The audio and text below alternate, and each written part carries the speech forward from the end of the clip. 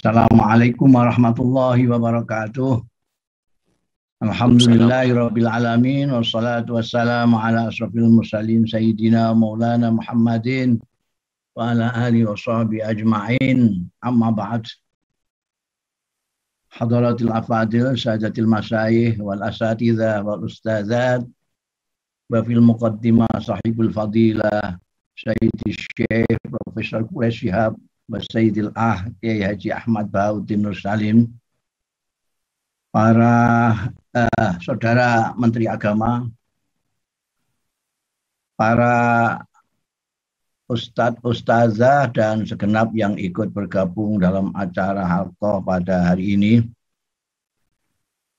Pertama-tama saya harus memanjatkan puji syukur kehadirat Allah Subhanahu wa Ta'ala yang telah memperkenankan saya ikut hadir meskipun mungkin hanya sebentar.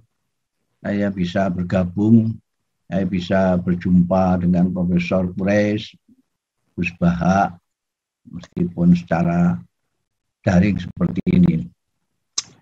Mudah-mudahan perjumpaan kita pada hari ini mendapat ridho dari Allah Subhanahu wa Ta'ala, manfaat dan barokah. Saya hanya sedikit karena nanti yang mungkin luas itu Gus Baha sama Abi Quraish. Ya, saya sedikit saja bahwa kalau kita bicara soal dakwah itu biasanya orang terus teringat kepada surat Nahl ayat 125 itu.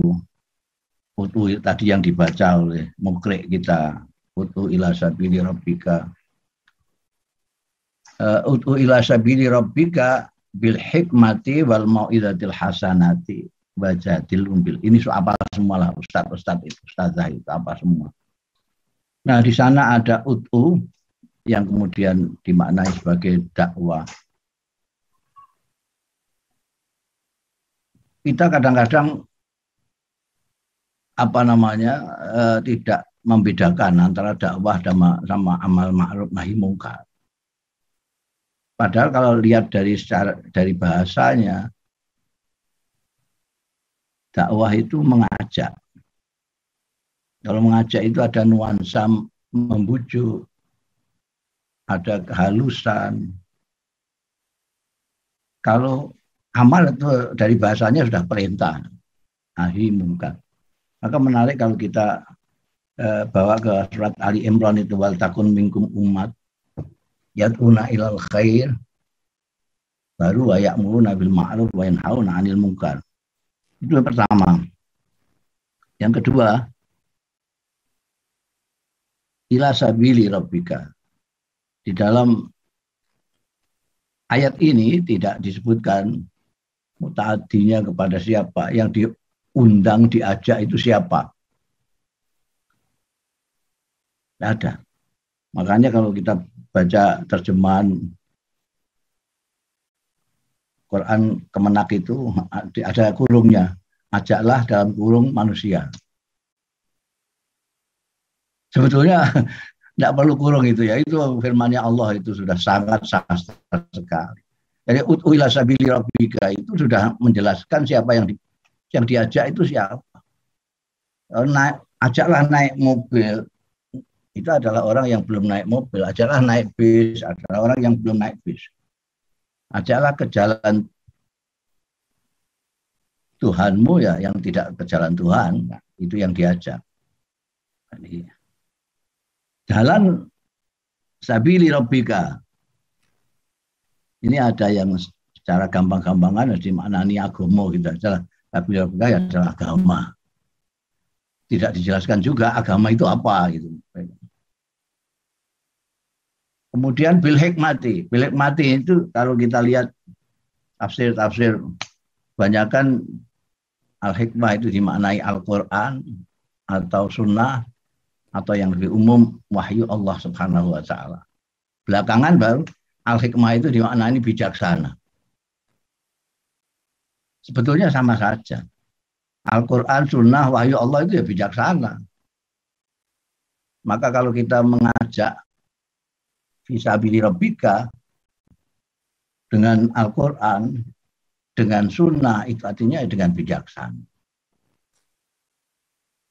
Bermau'izah hasanah sudah jelas ya. Sekarang topik kita ini untuk mengajak ila sabili rabbika dalam kondisi masyarakat yang seperti sekarang, tadi disebut era digital. Yang mungkin menjadi cobaan kita ya, itu adalah orang-orang yang ahli digital, ahli IT. Itu begitu tidak paham tentang sabili rabbika. Sementara yang paham dengan sabili rabbika, banyak yang tidak paham tentang digital ini, tentang IT ini. Ini menjadi cobaan bagi kita. Karena itu saya sangat respect sekali dengan gagasan ini, bagaimana kita melakukan dakwah dalam era yang seperti sekarang. Terutama kita punya da'i-da'iyah, punya ustadz-ustazah yang secara visi, misi, dan pengetahuannya sangat mulia, cukup. Tapi kalau tidak memahami tentang IT ini, itu kalah dengan mereka yang asal bicara, menurut saya, artinya menurut istilahnya Gus Bah, tidak bersana, tidak pakai ilmu segala macam, tapi mereka ahli dalam menyampaikan, sehingga orang-orang milenial ini tertarik sekali dengan cara mereka menyampaikan di medsos misalnya. Nah, ini sekarang kita lihat saja, cuma Profesor Bres dan Gus Bah itu pun tidak beliau sendiri itu. Itu ada santri-santrinya banyak sekali yang membikinkan konten-konten di media sosial. Gus Bah sendiri itu HP aja tidak punya kok. Gus Bah HP aja nggak punya. Jadi, tapi untungnya karena beliau itu santri-santrinya banyak yang ahli IT. Jadi kita punya pilihan dua itu untuk menjawab topik ini ya. Atau kita sendiri memahami IT itu dengan baik, atau kita punya santri-santri yang bisa mengangkat dakwah kita yang sudah jelas lah rahmatan lil alamin itu. Jadi kalau bukan rahmatan lil alamin ya bukan dakwah lah, gitu aja. Kita anggap saja kalau dakwah itu ya rahmatan lil alamin, kalau tidak ya enggak. Karena dakwah itu tadi bil hikmati, artinya ikut Kanjeng Rasul Shallallahu Alaihi Wasallam. Kalau ustadz, ustazah, kiai, ulama, dai, daiyah tidak ikut Kanjeng Nabi Muhammad Shallallahu Alaihi Wasallam, lalu bagaimana? Karena ada salah satu mufasir yang memaknai hikmah itu omongan dengan lakunya sama gitu. Jadi kalau kita itu omongan kita mulia-mulia, tapi kelakuan kita justru berbalik. Kalau tidak gitu saja bagus. Jadi kita ngajak mulia, kita terus diam saja, itu enggak apa-apa. Ini enggak, udah ngajaknya mulia, kelakuannya brengsek. Ibaratnya ngajak ke barat, dia diam saja, tidak kemana-mana, itu sudah bagus itu. Sekarang enggak. Dia ngajak ke barat, dia sendiri ke timur. Ini yang bikin masalah, memusingkan umat itu di situ. Nah kalau dia memang ingin menyampaikan ajaran-ajaran Rasulullah Shallallahu Alaihi Wasallam untuk menuju ke Allah, ya caranya juga, metodenya juga sesuai dengan Rasulullah. Seperti yang kita ketahui, Kanjeng Rasul Shallallahu Alaihi Wasallam dakwahnya komplit itu, tidak hanya dengan lisan, perilakunya juga mengajak, bahkan kehadirannya sendiri mengajak, menarik hati. Jadi Kanjeng Nabi diam saja itu sudah mengajak karena kedirian beliau memang menarik. Maka kalau kita mau mengajak orang untuk sabili rabbika yang menarik itu, sedangkan kita tidak menarik, emang gimana orang mau ikut? Jadi yang pertama kita kuatkan itu bahwa untuk menjadi da'i ilal khair, kita harus tahu khair itu, kita mengajak kepada sabili rabbika, kita harus paham betul kepada sabili rabbika, jalan ke Allah itu apa.